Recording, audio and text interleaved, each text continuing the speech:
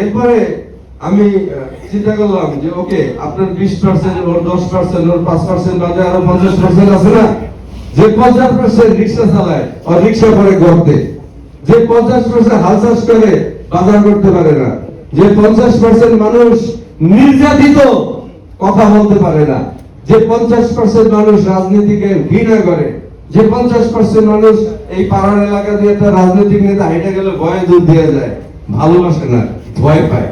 So আমার ওই 50% লোক দরকার, তোমার 20% পরে।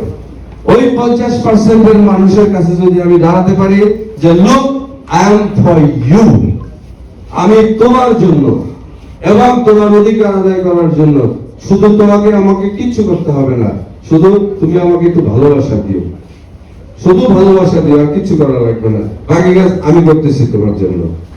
এখন আসেন, এই আমার রাজনৈতিক দল যেটা আমাদের এনডিপি, আমরা ফার্স্ট মোটোই সেট করলাম রাজনীতি হবে সেবামূলক, রাজনীতি হবে সেবামূলক।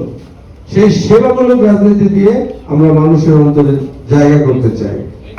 আর এই সেবা করতে পারলে ওরা আমাদেরকে যে সমর্থন করে, তাহলে আমাদেরকে এমন কোন শক্তি নাই যারা সরকার গঠনে আটকাতে পারবে। এটা কিন্তু ম্যাজিকের মতো হতে পারে, 6 মাস, 1 বছর, না 3 মাস, না 6 বছর, আমি কোনো টাইম বলতে চাই না। আমরা যদি ঠিকভাবে কাজ করতে পারি, it can B a magic here.